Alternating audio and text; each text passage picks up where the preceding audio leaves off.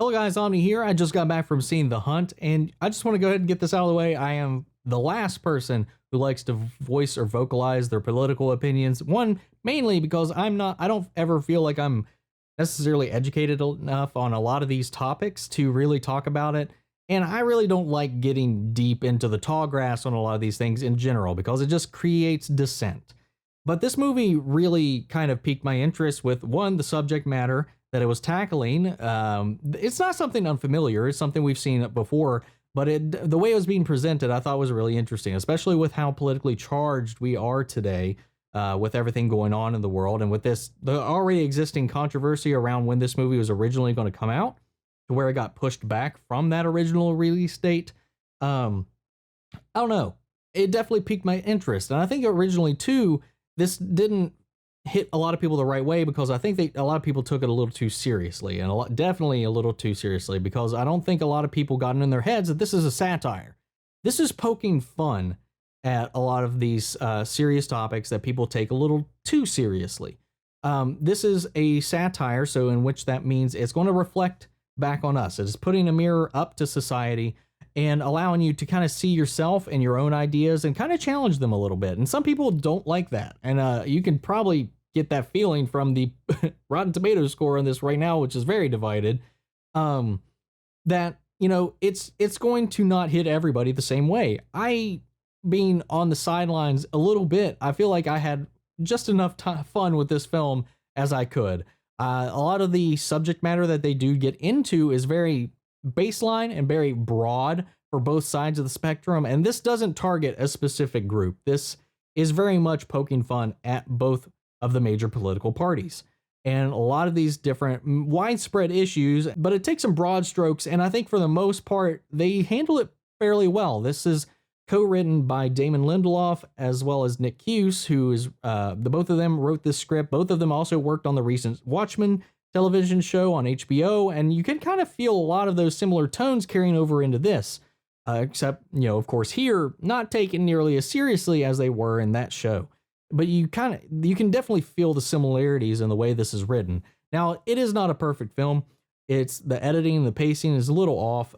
The action, though, is really great. This movie I found it really funny. It was a lot of fun, especially in the third act. It just gets insane with the choreography, the action, and just the tongue-in-cheek manner in which it's kind of putting itself into, and I think it executes it fairly well. This isn't a movie I would go hop out into the crisis to go see. I don't think it's anything you need to rush out and go check out. You could easily wait for this to be on video, but there's a lot of good stuff in this. The trailers also are very deceptive on this film, as far as who all's really kind of sticking around towards the end, or for an exceptional amount of time. The main focus on the film, though, is Betty Gilpin, and she is fantastic in this role. Her performance, her character tics, the way she brings this character to life is really good. I haven't really seen anything else she's been in except for The Grudge, so that's not a good comparison to make, because in this, she's actually really good. She executes all the action really well, and she creates this believable character. Now, we learn about her character bit by bit throughout the movie as it kind of progresses along.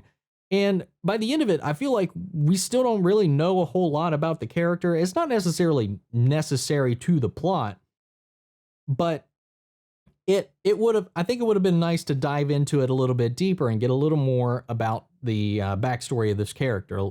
We get just enough, again, to kind of service the plot and what we're witnessing, but I'd watch a backstory, a prequel, with just about what she's been through or up to this point. And I don't know where this will go after this, but yeah, this was fun. It was a fun little flick. I did enjoy it. I didn't go out of my way to rush to go see this by any means. As you're seeing, we're recording this here on Sunday. But there's a lot of reasons to not leave the house as well going on right now. But yeah, I don't know. I don't really have anything else to say that's not really spoilery. This movie's gory. This movie's dirty.